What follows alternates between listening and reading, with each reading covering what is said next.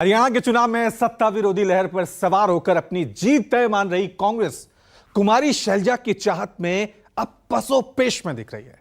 हालांकि कुमारी शैलजा ने ना तो पार्टी आलाकमान की आलोचना की है, ना ही राज्य के मुख्यमंत्री रह चुके भूपेंद्र हुड्डा के खिलाफ बोला है।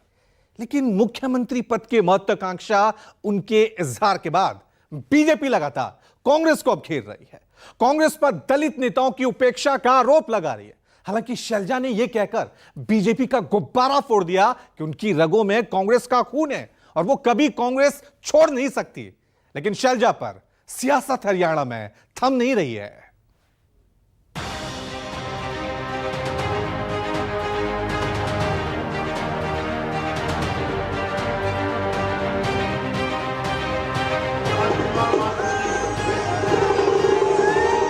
क्योंकि पिछले कुछ अरसे में देखा, लोगों ने देखा, कार्यकर्ताओं ने देखा कि जिसके हाथ में सत्ता चली जाती है वहाँ पर सेंट्रलाइज हो जाता है। तो लोगों को अगर फेयर डिस्ट्रीब्यूशन और सब तरफ से सबके साथ ढंग से हुआ होता तो शायद लोग, अब ये लगता है कि जिस नेता के साथ जुड़ो उसी के हाथ में सब कुछ होता है, तो तभी मिलेगा जब उसके साथ जुड़ेंगे। वरना अगर पार्टी के हिसाब से और सभी को मानते हुए, सबके काम को देखते हुए, कोई ये ना देखे कि आपके साथ कौन जुड़ा है या मेरे साथ या किसके साथ, तो शायद इस तरह की भावना नहीं आती। अब ये हो गया है पिछले कुछ अरसे में सेंट्रलाइजेशन ऑफ पावर, इसलिए स्टेट में लोगों को लगने लगा है। कुमारी शैलजा की यही कसक हरियाणा में जनता का गुस्सा झेल रही बीजेपी के लिए संजीवनी बन गई और पार्टी की पूरी पलटन ने कुमारी शैलजा की आड़ में कांग्रेस को दलित विरोधी कहना शुरू कर दिया। हालांकि शैलजा ने न तो आलाकमान का नाम लिया, न ही भूपेंद्र हुड्डा का, लेकिन संदेश यही गया कि शैलजा मुख्यमंत्री बनना चाहती हैं और वो भूपेंद्र सिंह हुड्डा को अपनी राह का रोड़ा बता रही है। यही वजह है कि शैलजा की सफाई के बाद भी बीजेपी ने कांग्रेस को दलित विरोधी बताने वाला अभियान नहीं छोड़ा।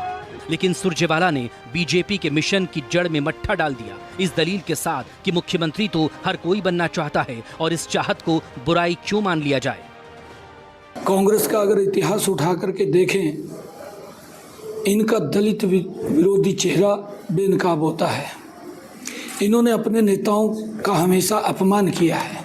अब ये अपने दल की नेताओं को भी नहीं बख्शते। जो कांग्रेस के अंदर जो दलित नेता थोड़ा अपनी मेहनत से ऊपर उठता है, तो कांग्रेस का ये करैक्टर, ये चरित्र रहा है जो पूरे देश के सामने है कि उसने उसको नीचे कुचलने का काम किया है। कौन मुख्यमंत्री बनेगा, हर आदमी की आकांक्षा है। शैलजा जी भी बनना चाहेंगे, क्यों नहीं, मेरी बड़ी बहन है। चौधरी भूपेंद्र सिंह हुड्डा जी भी बनना चाहेंगे। हम तीनों के अलावा कोई और साथी का भी राइट हो सकता है और प्रजातंत्र है ना। आखिर में ये निर्णय राहुल गांधी जी और खड़गे साहब करते हैं। जो वो निर्णय करेंगे वो हम सबको स्वीकार्य होगा। जिस दिन कुमारी शैलजा ने मुख्यमंत्री पद को लेकर अपनी चाहत का इजहार किया, उसी दिन बीजेपी को कांग्रेस पर हमले का हथियार मिल गया। पूर्व मुख्यमंत्री मनोहर लाल खट्टर ने खुद ही कुमारी शैलजा को बीजेपी में आने का न्योता भेज दिया, तो बीजेपी के आला नेताओं की टोली शैलजा की आड़ में कांग्रेस को दलित विरोधी बताने लगी। लेकिन सोमवार को शैलजा ने ये कहकर बीजेपी की बोलती बंद कर दी कि उनकी रगों में कांग्रेस का खून है।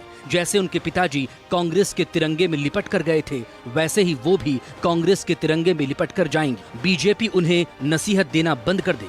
शैलजा की इस टिप्पणी के बाद मनोहर लाल खट्टर को कुछ कहते नहीं बना।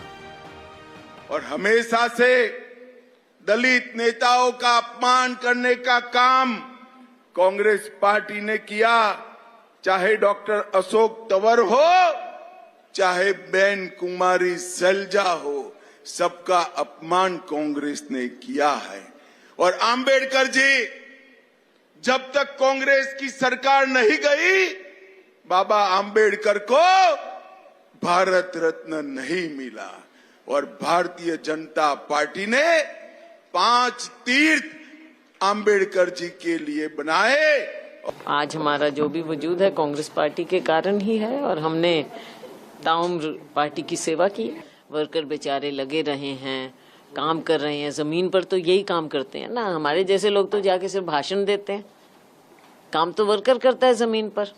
तो उनकी भी कुछ उम्मीदें होती हैं और कहीं ना कहीं एक जगह उनको लगता है जगह नहीं है, वो दूसरी जगह जाते हैं, या जहाँ पर जो भी है, कोई किसी के साथ जुड़ा होता है, कोई किसी के साथ, ये हर पार्टी में होता है। कुमारी शैलजा जी कल भी एक न्यूज़ चैनल पर इंटरव्यू देकर पूरी तरह से उन्होंने स्पष्ट किया कि मेरे ब्लड में कांग्रेस है, मैं तिरंगे में लिपट कर जाऊंगी। बीजेपी अपना ख्याल रखे, अपने घर को संभाले। मैं